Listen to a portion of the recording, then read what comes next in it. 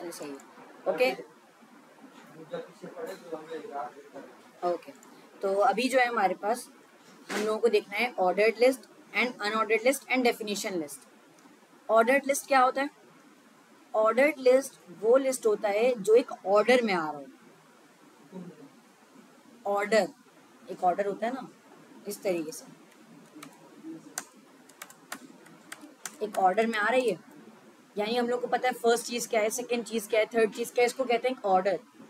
सही है। अब इसी तरीके से हमारे पास एक होता है अनऑर्डर।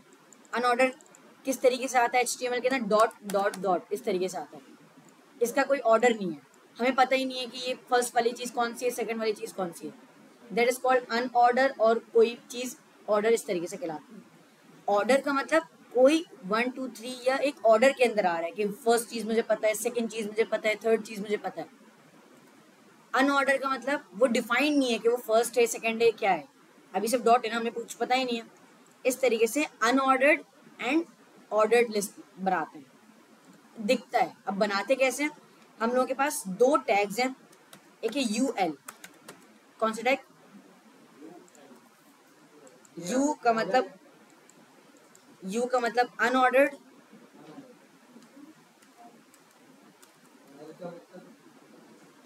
और L का मतलब लिस्ट। मतलब समझ लें शॉर्ट फॉर्म हम लिख रहे हैं।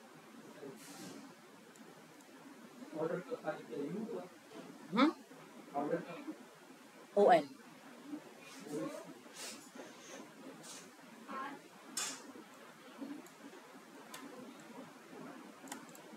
और एक और है OL यानी ऑर्डर्ड लिस्ट। OL यानी ऑर्डर्ड लिस्ट।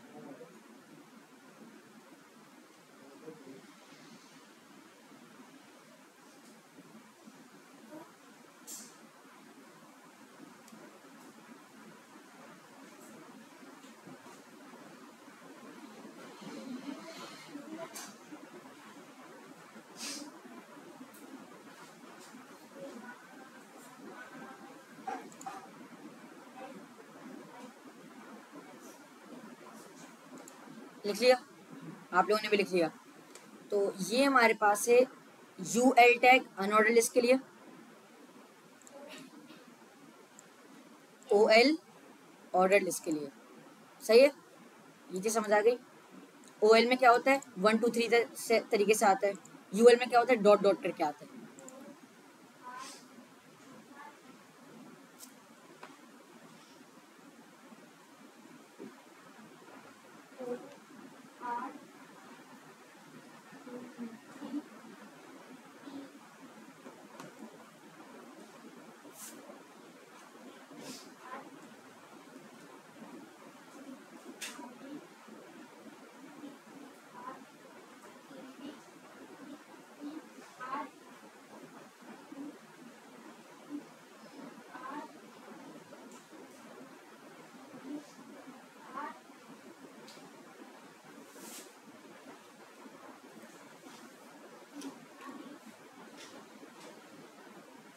हो गया?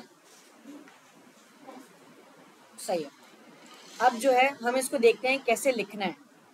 सबसे पहले हम आते हैं अपनी कोडिंग के अंदर। कोडिंग के अंदर आने के बाद मैंने यहाँ पर लिखा UL टैग लिख दिया मैंने। अब इसके अंदर हमारे पास एक हम लोगों ने लिस्ट बना लिया, ये एक अनऑर्डर लिस्ट है। समझाना? बाकी जितने टैग है वो लाइन से चलते हैं ना, आपने इसको ऊपर नीचे कर दिया वो ऑर्डर लिस्ट को। मैंने ऊपर नीचे मतलब इस तरीके से होते हैं, मैंने एंटर प्रेस कर दिया क्योंकि इसके अंदर चीज आएगी जी। सारे मेरा देखो, अभी UL मैंने लगा दिया। अब UL के अंदर हमारे पास हम लोगों ने लिस्ट बना लिया। अब मुझे डिफाइन करने पड़ेंगे इसके आइटम्स। क्या डिफाइन करना है? यानी इसके अंदर कितने आइटम्स होंगे। मैंने बनाया LI for list items. LI का मतलब क्या है? List items. सही है। अब लिस्ट आइटम्स हम यहाँ पर लिखते हैं, मैंने यहाँ पर LI लिख दिया। सही है। मैं LI के बीच के अंदर कोई भी समझ ले टेक्स्ट लिख सकता हूँ। जैसे मैंने लिख दिया एप्पल। मैं एक लिस्ट बना रहा हूँ ग्रोसरी की। किसकी लिस्ट बना रहा हूँ? मैंने एक H1 बना दिया, इसके ऊपर ग्रॉसरी लिस्ट लिख दिया H1। सही, सेव करेंगे, ग्रॉसरी लिस्ट आ रहा है और उसके नीचे क्या आ रहा है, एप्पल डॉट की तरह आ रहा है। ये है लिस्ट बन गया। UL अनऑर्डर, सही है। अब LI के बाद मैं एक और LI बना सकता हूँ, LI के बाद मैं एक और LI बना सकता हूँ। मैंने लिख दिया मैंगो और इस LI को मैंने कर दिया क्लोज। सेव करेंगे, रिफ्रेश करेंगे, देख रहे हैं आप लोग, मैंगो आ गया इसके नीचे। अब इसी तरीके से मैं यहाँ पर एक और LI बनाऊंगा। LI के अंदर मैंने लिख दिया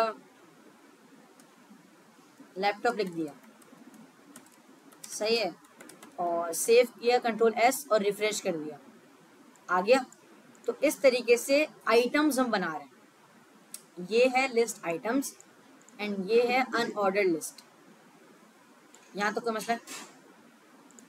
अब हमें क्रिएट करना है OL। क्या क्रिएट करना है, यानी ऑर्डर्ड लिस्ट। OL भी बिल्कुल सेम है।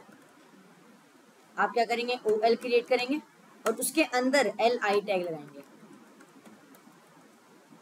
सही है। मैंने इसके अंदर लिखा काशान, सेव करूंगा और यहाँ पर आकर रिफ्रेश, बिल्कुल सही। अब ये 1 में आ रहा है। ऑर्डर्ड लिस्ट हमेशा किस में आएगा, 1 2 3 सीक्वेंस में आएगा, बेसिकली काउंटिंग में आएगा। अब मैं अगर इसके बाद एक और LI लगाऊंगा और LI के अंदर मैंने लिख दिया बुक, सेव करूंगा, रिफ्रेश करूंगा, 1 2, इसी तरह से मैं तीसरा ऐड करूंगा, 3 4 ऐड करूंगा, 4, इसी तरीके से ये काउंटिंग यानी सीक्वेंस में आते रहेगा। कोई मसला यहाँ तक, सही है। अब जो है हमें क्या करना है, अब हमें डेफिनेशन लिस्ट देखना है। हम लोगों ने क्या क्या देखा था, ऑर्डर्ड लिस्ट, अनऑर्डर्ड लिस्ट और डेफिनेशन लिस्ट। डेफिनेशन लिस्ट क्या है, डेफिनेशन लिस्ट बेसिकली कोई भी डेफिनेशन लिखने के लिए, अगर मैं इसकी एक एग्जाम्पल दिखाऊं आप लोगों को किस तरीके से दिखता है, वो इस तरीके से दिखता है। ये तो इन लोगों ने दिया हुआ है ऑर्डर्ड लिस्ट का एग्जाम्पल, ऑर्डर्ड लिस्ट हम लोगों ने देख लिया, अनऑर्डर्ड वो भी देख लिया, UL। अब है डेफिनेशन लिस्ट की बारी। डेफिनेशन लिस्ट कुछ इस तरीके से दिखता है, आउटपुट इसका इस तरीके से आता है। ये जैसे इसने साशी में लिखा हुआ है, ये क्या है, इसकी हेडिंग है और उसके बाद जो आगे चीज़ आ रही है डेफिनेशन। यानी आप डेफिनेशन लिस्ट के अंदर कोई भी चीज़ की डेफिनेशन बता रहे होते हैं, यानी कि उसके अंदर आप क्या कर रहे होते हैं, एक हेडिंग लिख रहे होते हैं और उसके बाद आप डेफिनेशन लिख रहे होते हैं, तो वो इस तरीके से आ रहा होता है। उसके लिए क्या करना पड़ेगा, उसके लिए DL टैग लगेगा। कौन सा टैग, DL का मतलब, बिल्कुल सही। अब इसके अंदर हमारे पास LI नहीं बनता, इसके अंदर दो चीज़ें बनती है, यानी हेडिंग और डेफिनेशन है ना, तो अलग अलग टैग बनेंगे। तो डेफिनेशन और हेडिंग के लिए सबसे पहले हेडिंग के लिए बनता है DT टैग और डेफिनेशन के लिए बनता है DD टैग। अब इन दोनों की फुल फॉर्म भी देख लेते हैं जी।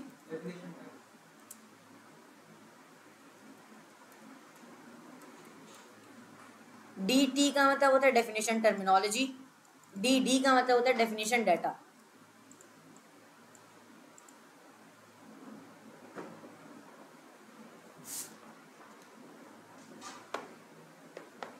कर लिया।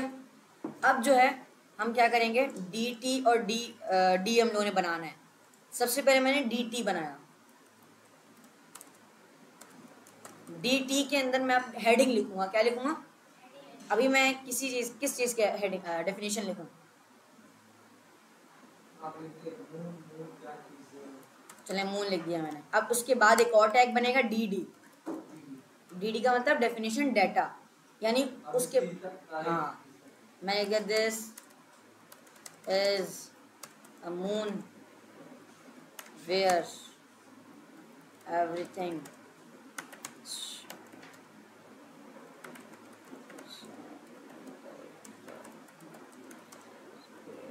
सही है। अब मैं इसको करता हूँ सेव और यहाँ पर करता हूँ रिफ्रेश।